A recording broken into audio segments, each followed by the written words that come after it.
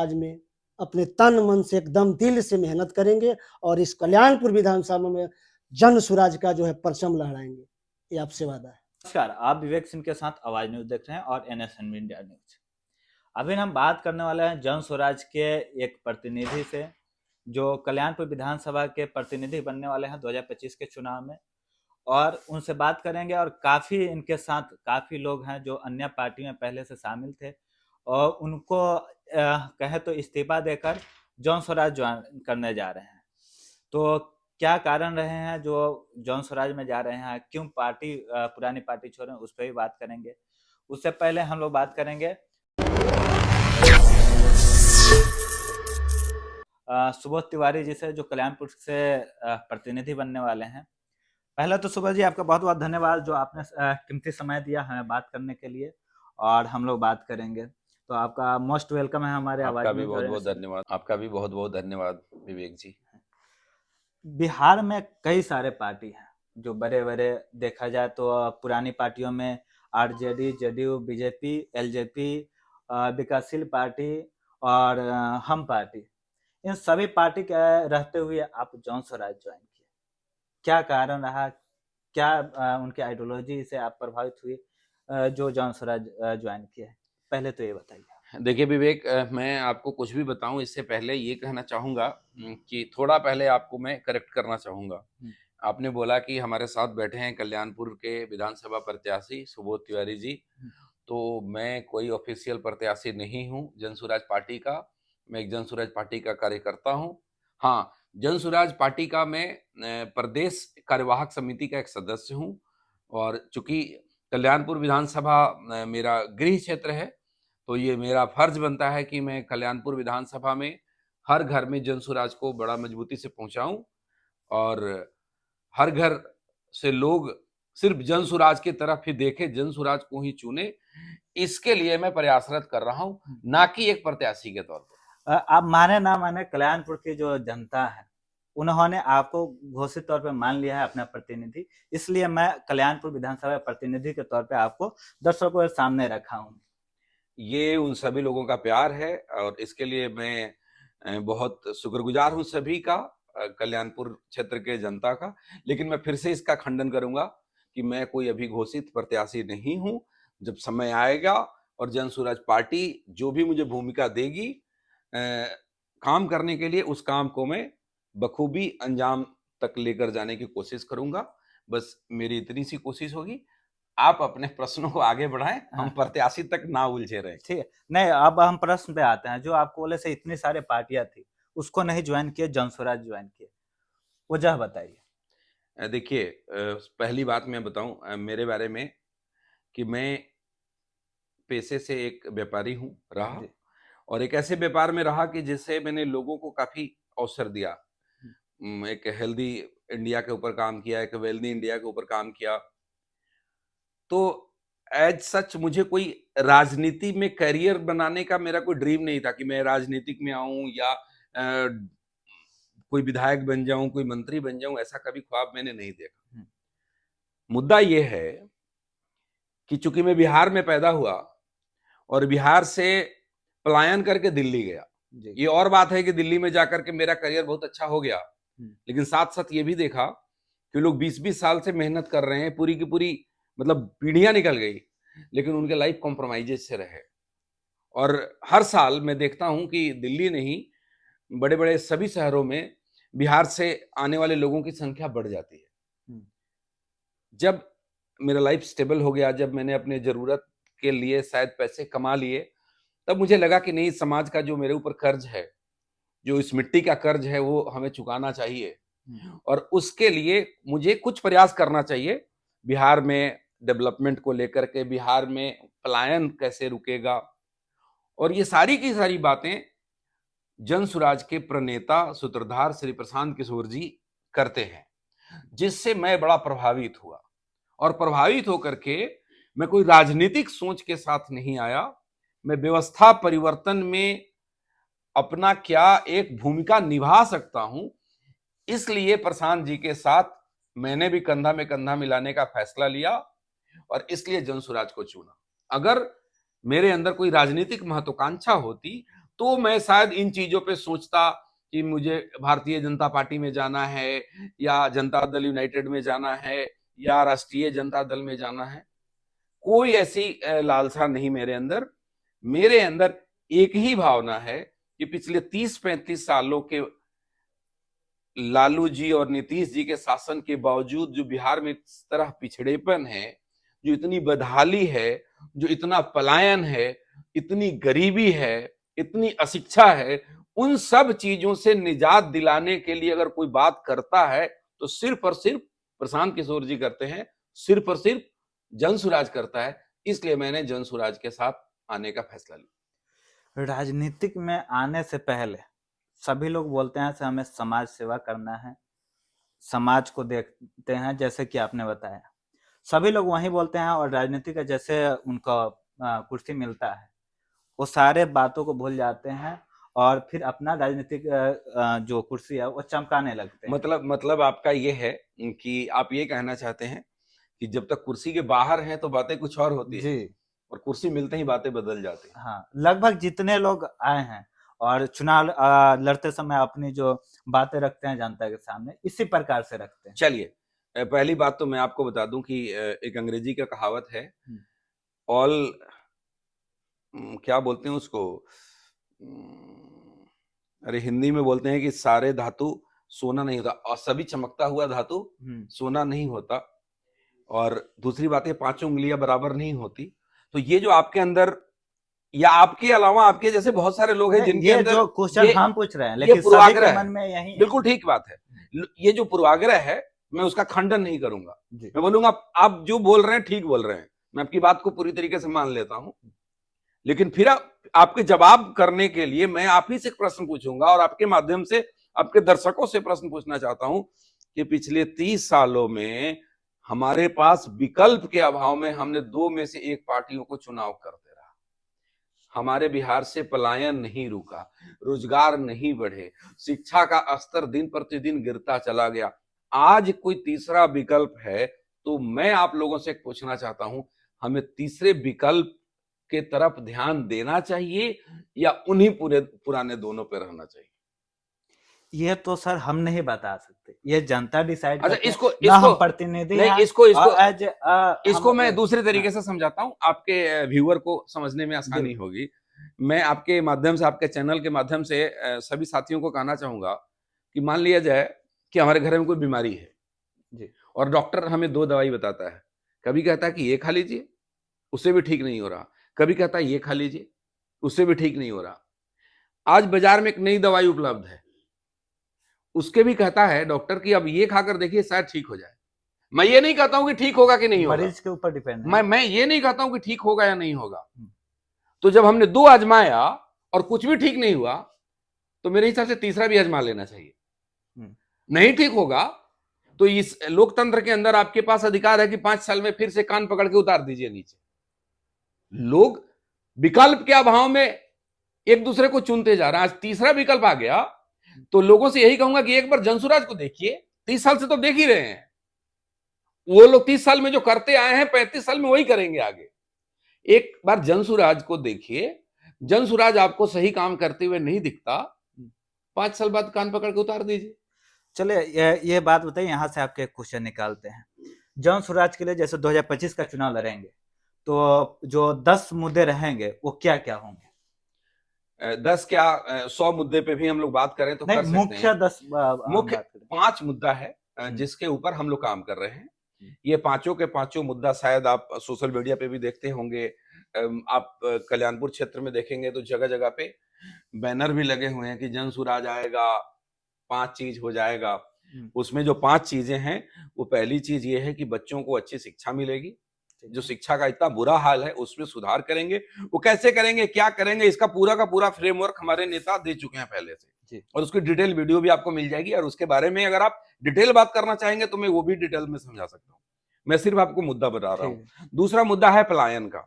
तो पलायन का को रोकने के लिए जनसुराज कहती है कि सरकार आने के बाद हम कुछ ऐसा इंतजाम करेंगे कि 10-15 हजार का रोजगार लोगों को यही मिले। 10-15 हजार के रोजी रोजगार के लिए ट्रेन में धक्के नहीं खाना पड़े, दिल्ली, गुजरात, असम जाकर के नौकरी ना करना पड़े, फैक्ट्रियों में मजदूरी ना करना पड़े, तो दूसरा मुद्दा है। तीसरा मुद्दा यह है कि जो हमारे महिलाएं हैं, जो छोटे छोटे उद्योग धंधे करके, छोटे छोटे व्यापार करके अपने घर में अपनी आर्थिक अवस्था को ठीक करने में जो सहयोग दे सकती है, वो पूंजी के अभाव में नहीं करती।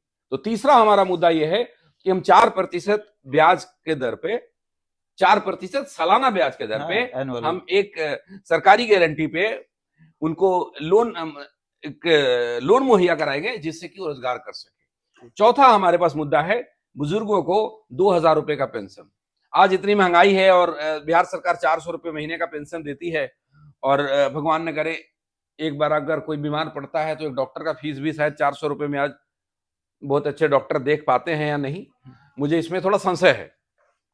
और पांचवा मुद्दा है कि जो हमारी खेती है वो कमाई की खेती हो, सिर्फ खाने वाली खेती नहीं रहे। इसलिए पांचवा मुद्दा जनसुराज का यह है कि जो भी किसान आने वाले समय में अपनी खेती नगदी फसलों की करना चाहते हैं, उनको जनसुराज की जब सरकार आएगी तो मुफ्त में मजदूर मुहैया कराया जाएगा। ये 5 मुख्य मुद्दे हैं। अच्छा, चलिए उसमें से एक मुद्दा पे हम बात कर रहे हैं। आपने बोला 10 से 12 हजार की रोजगार बिहार में दी जाएगी। जो बिहार में कंट्रीब्यूट कर सकते हैं, जैसे बड़े बड़े कॉर्पोरेट सेक्टर, इंजीनियर के लिए जो 40-50 1 लाख के जो जॉब करने वाले हैं, उनको बिहार में रखने के लिए सरकार क्या काम करेगी जनसुराज की आती है? देखिए, ये सेकंड लेवल की चीज है। आपकी व्यवस्था इतनी खराब है, इतनी बदहाल स्थिति है, क्योंकि अगर मैं आपकी बात को बताता हूं, जो 30,000, 40,000, 50,000, 1 लाख, 2 लाख, 5 लाख वाले भी लोग आपके यहाँ काम करेंगे, लेकिन उसमें समय लगेगा। जब इंडस्ट्री आएगी, डेवलपमेंट होगा, जब साइबर हब डेवलप होगा, जो बच्चे कंप्यूटर साइंस से, जैसे बिहार के प्रतिभा दूसरे जगह जाके मैं वही बात करता हूं कि जो बच्चे कंप्यूटर के कोर्स करने के बाद, बीटेक करने के बाद, कंप्यूटर साइंस से फिर एमसीए करने के बाद जो बाहर पलायन होते हैं, उसको रोकने के लिए औद्योगिक विकास करने की जरूरत है, जिसके ऊपर हमारे सरकार का, हमारे पार्टी का, मेरे जुबान से सरकार निकल रहा है, शायद सरकार बन जाए जल्दी, हमारे पार्टी का बहुत इसके ऊपर फोकस है। बट इसमें थोड़ा सा समय लगेगा, ये रातों रात या 6 महीने में होने वाला नहीं है। मैंने जो 5 मुद्दा आपको बताया, ये 5 मुद्दा ऐसे हैं जो पहले दिन से जिसके ऊपर काम हो जाएगा। इन 5 मुद्दा को कैसे इंप्लीमेंट करना है, ये सारी की सारी स्ट्रेटेजी पहले से हमारे प्रणेता प्रशांत किशोर जी के पास उपलब्ध है। वो सारा का सारा डेटा, उसकी सारी की सारी प्लानिंग आप बहुत जल्दी देखेंगे। मेरे ख्याल फरवरी एंड या मार्च तक पब्लिक के सामने रखा जाएगा कि हम इन 5 चीजों को कैसे और बेहतर तरीके से इंप्लीमेंट करेंगे। और जो बात आप कर रहे हैं, थोड़ा समय लगेगा उसमें, लेकिन वो सब चीज होगा, क्योंकि बात सिर्फ नियत की है, सोच की है। अगर आपकी सोच सिर्फ कुर्सी पे बने रहना है, चाहे मैं इसके साथ गठबंधन करके बनूं या उसके साथ गठबंधन करके बनूं, तो आप सिर्फ कुर्सी बचाने की कोशिश करें। तंज आपका पता चल रहा है, नीतीश जी को दे रहे हैं आप मान सकते हैं। मतलब बिहार के विकास की जब बात आ रही है, तो वहां पे कहीं ना कहीं आप भी राजनीतिकरण कर रहे हैं। नहीं, राजनीतिकरण, राजनीति की बात नहीं है इसमें। बात इसमें इतनी सी है जो आपको समझना पड़ेगा। जब तक नीतीश जी का पहला टर्म आप उठा करके देखेंगे तो उस समय विकास की दर अलग थी, और जब से उन्होंने विकास के बारे में सोचना बंद करके सिर्फ अपने कुर्सी के बारे में सोचना शुरू कर दिया, कभी महागठबंधन में, कभी एनडीए में, कभी इंडिया में, कभी तेजस्वी यादव के साथ, कभी बीजेपी के साथ, तो जब आपको सिर्फ कुर्सी के बारे में सोचेंगे तो आपका दिमाग विकास के लिए बड़े बड़े योजना पे काम ही नहीं कर सकता। चले, आपका राजनीतिक में जैसे एनडीए यूपीए की बात चली, तो आप थोड़ा राजनीतिकरण पे बात हम लोग कर लेते हैं जी। जनसुराज पार्टी पे दोनों तरफ से आरोप लगता है से कभी जो यूपीए की गवर्नमेंट, यूपीए की जो गठबंधन है, इंडिया गठबंधन के जो लोग, इंडिया गठबंधन अभी के, वो बताते हैं ये बीजेपी का बी टीम है, बी पार्टी है।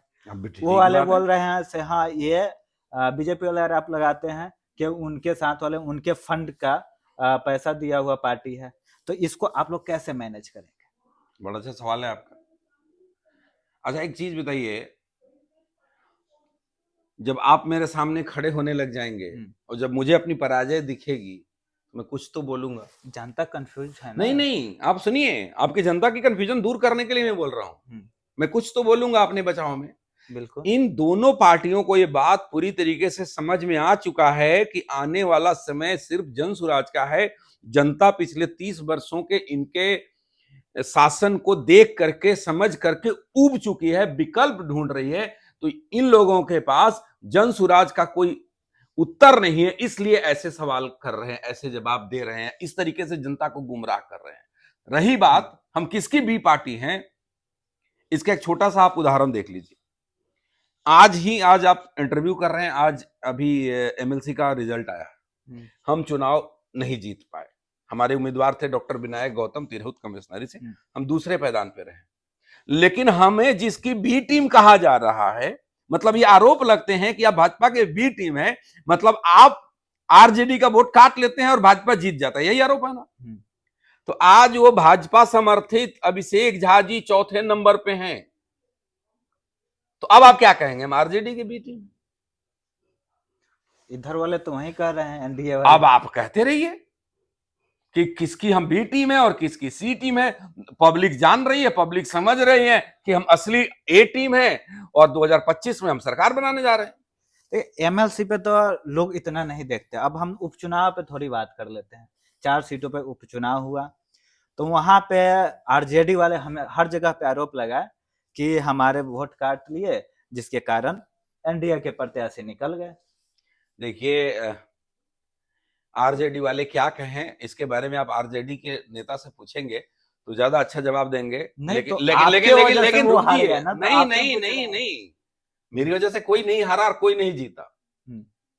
हमने क्या किया, हम जनता को यह समझाने की कोशिश कर रहे हैं कि साहब पिछले 30 साल से जिस दो विकल्प को आप चुन रहे हैं उससे बाहर निकलिए।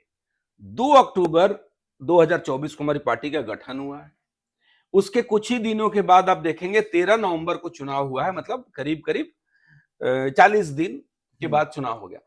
40 दिन की पार्टी, हम एक जगह 37,000 वोट लेकर आए हैं, एक जगह 17,000 वोट लेकर आए हैं, और टोटल चारों सीट पे अगर आप परसेंटेज देखेंगे तो हमारी पार्टी 10% वोट लेकर के आई है। कितनी परसेंट? 10%।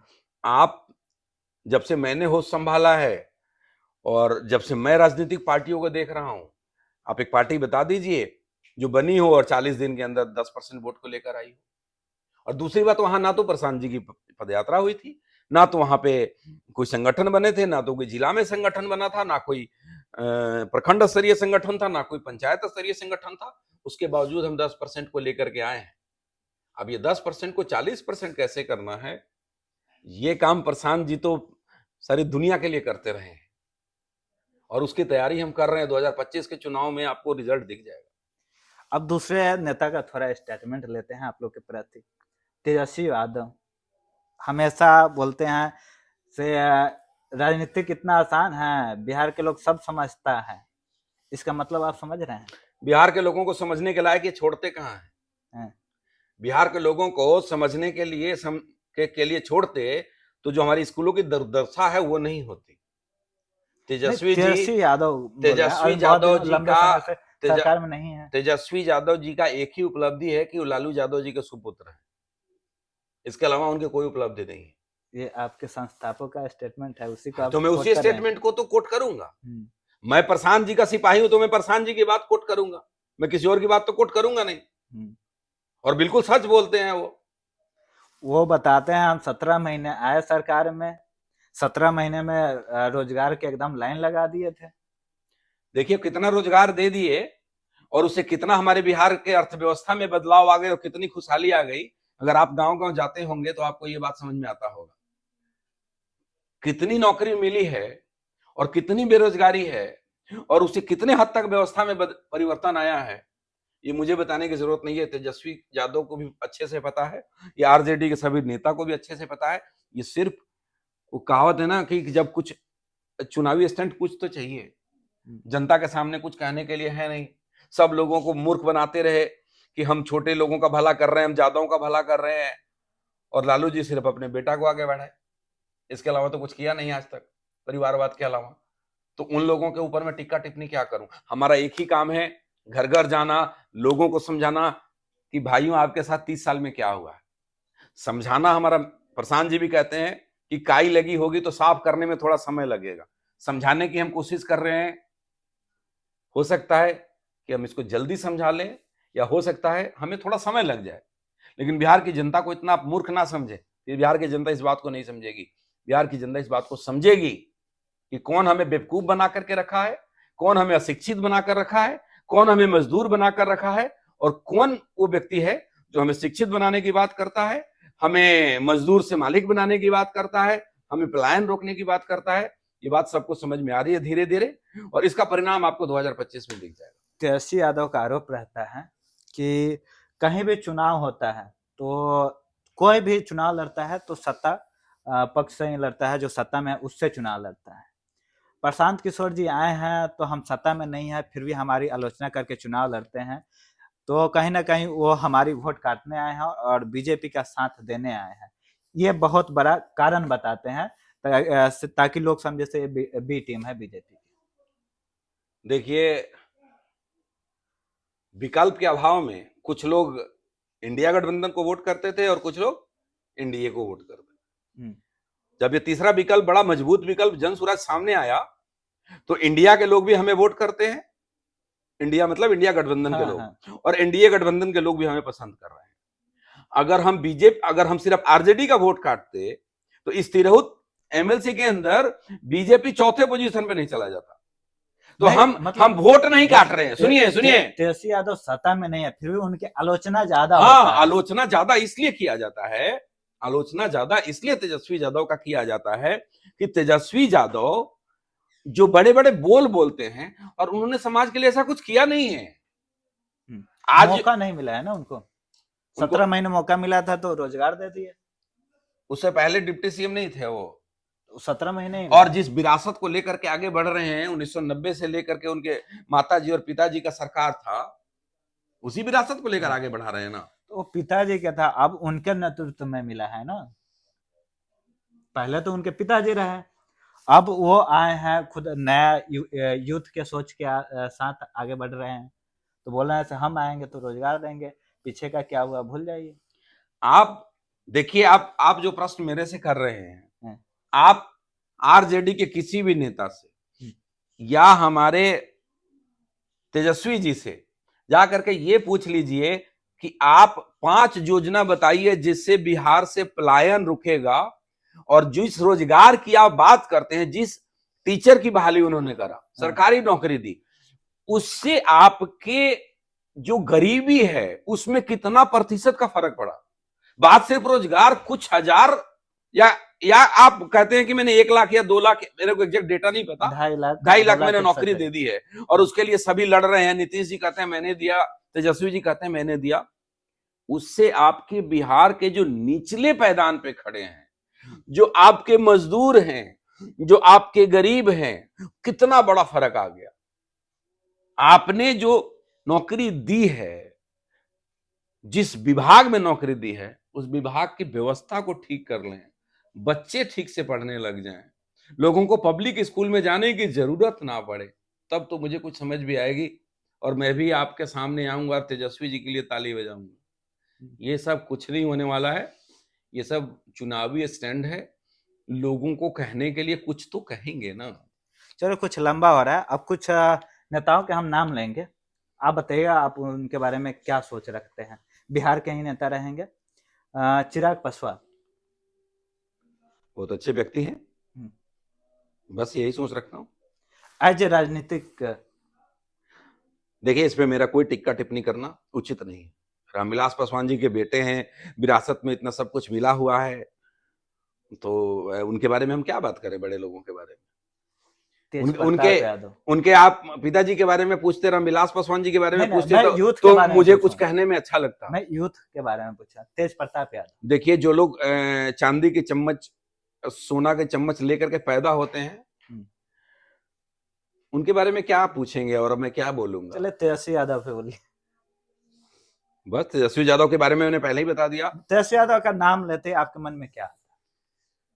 तेजस्वी यादव के नाम लेते ही मेरे मन में यह आता है कि हमारे बिहार का दुर्भाग्य है, बिहार के 14 करोड़ लोगों का दुर्भाग्य है कि जहां पर एक ऐसे व्यक्ति को लोग आने वाले समय में मुख्यमंत्री के रूप में देखता है या उनको डिप्टी सीएम बनाया गया, जिसने अपनी हाई स्कूल ठीक से पास नहीं कर पाया। कोई कहता है 9वीं फेल है, कोई कहता है 9वीं पास है। मैंने तो कोई सर्टिफिकेट नहीं देखा, लेकिन मैंने मीडिया में और टीवी में ही जो सुना है, इसी भी यहाँ पे कहता हूं कि शायद वो आपको जॉन स्वराज का सूत्रधार खुद बोलते हैं 9वीं फेल है। प्रशांत जी कहते हैं, इसलिए मैं भी कहता हूं। मैं मीडिया वाले से भी सुना हूं, मैंने कोई सर्टिफिकेट नहीं देखा, लेकिन मैं इतना कह सकता हूं कि हाई स्कूल पास नहीं है हूं। तो क्या पूरे आरजेडी के अंदर, क्या पूरे जादव समाज के अंदर कोई और दूसरा नेता नहीं है उनसे ज्यादा पढ़ा लिखा? कन्हैया कुमार।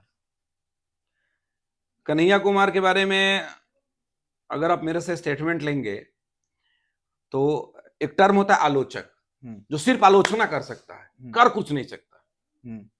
एक कहानी से आपको सुना देता हूं। जंगल में 1 मिनट लूंगा, बड़ा अच्छा कहानी है, आपके दर्शकों को भी अच्छा लगेगा। जंगल में एक बार हुआ कि जंगल का राजा शेर है जी, इसको बेकार है, इसको बदलो, दूसरे को बनाओ। तो एक बंदर को राजा बना दिया गया। और जब बंदर को राजा बना दिया गया तो किसी जानवर के बच्चे को कोई दूसरा जानवर लेकर के चला गया। वो कंप्लेन लेकर के आया बंदर के यहाँ कि मेरे बच्चे को मान लो भेड़िया ले गया। तो उस बंदर ने बोला, जो राजा बना हुआ था, बोला रुको रुको मैं कोशिश करता हूं। और वो इस डाल से कूद करके उस डाल पे जाता, उस डाल से कूद करके इस डाल पे आता और करता कुछ भी नहीं। और वो कहता क्या है, देख तो रहे हो मैं कर रहा हूं। कन्हैया कुमार जी सिर्फ और सिर्फ आलोचना कर सकते हैं, इसके अलावा कुछ नहीं कर सकते। प्रशांत किशोर जी का वो आलोचना नहीं किया है, बोले हैं बहुत अच्छा काम कर रहे हैं बिहार में। नहीं, प्रशांत किशोर जी जो पदयात्रा कर रहे थे और बिहार को लेकर अच्छा सोच रखते हैं। सुनिए, मेरा संदर्भ वो नहीं था। मेरा संदर्भ ये था कि कन्हैया जी का भाषण को उठा करके देख लीजिए, और कन्हैया जी के भाषण में आपको सिर्फ यही दिखेगा कि दूसरों के ऊपर आलोचना करते हुए क्रिटिसाइज करते हैं, सिर्फ क्रिटिसाइज करते हैं। और क्रिटिसाइज करने वाले लोग जितना क्रिटिसाइज करते हैं उतना एक योजना भी ला करके तो दें कि अगर ये चीज खराब है, अगर हम कहते हैं कि बिहार में शिक्षा नहीं है, तो प्रशांत जी हमारे कहते हैं कि शिक्षा की व्यवस्था ऐसे सुधरेगी, उसके लिए योजना है। हम कहते हैं कि अगर पलायन है तो पलायन कैसे रुकेगी, उसके लिए हमारे पास योजना है। कन्हैया जी बोलेंगे ये खराब है, ये खराब है, ये गलती है, इसमें फलाना कमी है, उसमें फलाना कमी है, भाई इसको ठीक कोई करेंगे, आप कैसे करेंगे? तो बोलेंगे आप जाइए, आप दूसरे से पूछिए, मैं क्या बताऊं कैसे ठीक करूं। चले एक और नए यूथ राजनीतिक में आए हैं, पहले मीडिया हाउसेस चला रहे थे, मनीष कश्यप, नाम सुना ही होगा। हाँ सुना हूँ। हाँ, उनके बारे में क्या है? देखिए, मनीष जी के बारे में अगर आप मेरे से पूछेंगे, मुझे उनके पॉलिटिकल एक्टिविटी के बारे में ज्यादा जानकारी नहीं है, लेकिन सोशल मीडिया के माध्यम से मैं उनको देखते रहा। और उनके सोशल मीडिया में, ये मेरा व्यक्तिगत व्यू है, किसी पार्टी का कोई स्टेटमेंट नहीं है, ये मैंने देखा कि जगह जगह के मुद्दों को दुनिया के सामने लाने की कोशिश किए हैं। इसके लिए उनकी सराहना मैं करता हूं। राजनीति में क्या करेंगे और करने के बाद जो परिणाम निकल के आएंगे, उसके बाद ही मुझे कुछ अच्छा या बुरा कहने का हक है। अभी कुछ भी कहने का हक नहीं। अच्छा, तो यह थे हमारे साथ सुबोध तिवारी जी, जिनसे हमने सारी बातें रखी और बहुत बेखूबी से इन्होंने अपने जो सवाल था उसका जवाब दिया। यहाँ पे और भी लोग हैं, बहुत बहुत धन्यवाद आपके दर्शकों का। हम बात करेंगे, उसके बाद हम विदा लेंगे। तो अभी सर हैं, उनसे हम लोग बैठा के बात करेंगे। समूचे पंचायत के पॉलिटिकल में काफी एक्टिवली सक्रिय हैं मुकेश कुमार सिंह, उनसे ही बात करेंगे। ये आज ही जॉन स्वराज ज्वाइन करने जा रहे हैं, क्या कारण रहा जो बीजेपी छोड़कर आज जॉन स्वराज में जा रहे हैं? मुकेश जी, बहुत बहुत स्वागत है आपका। आपका भी विवेक जी।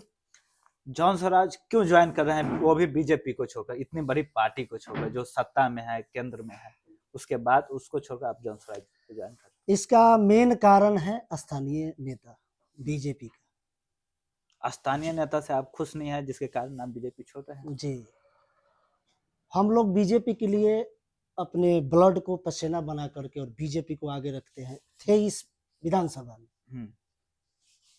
और जो हम जैसे कार्यकर्ता को जरूरत पड़े अगर स्थानीय नेता का, तो बिल में घुस जाते हैं। तो फिर रहने से बीजेपी में क्या फायदा? बीजेपी इतना बड़ा पार्टी है, इतना बड़ा पार्टी हो गया है, इससे बिहार या पूरे हाँ। देश में कि कार्यकर्ता का जो है कोई वैल्यू नहीं है बीजेपी में, इसलिए हम जो मतलब आपको वहां पे सम्मान नहीं मिल रहा था, वो सम्मान पाने के लिए जन स्वराज में आए हैं। आ रहे हैं जी। प्रशांत किशोर के विचारधारा से किस प्रकार से आप प्रभावित हैं? इसलिए कि वो नया बिहार बनाना चाह रहे हैं और इस बिहार में जरूरत है। इस बिहार में अब तक 3 पार्टियां थी जिससे पूरे जनता जो है बिहार का क्षुब्ध है इन लोगों के गंदा राजनीतिक से, और ये नए बिहार बनाने का प्रयास कर रहे हैं और उसमें हम लोग जो है सहयोग देना चाहते हैं।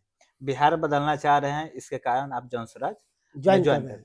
और हम ही नहीं, हम जैसे बीजेपी के 200 कार्यकर्ता हम लोग जन स्वराज में, और वो भी मेरा शर्त था जन स्वराज के स्थानीय नेता सुबोध भाई से हमारा शर्त था कि हम लोग भाया मीडिया द्वारा नहीं जुड़ेंगे पार्टी में।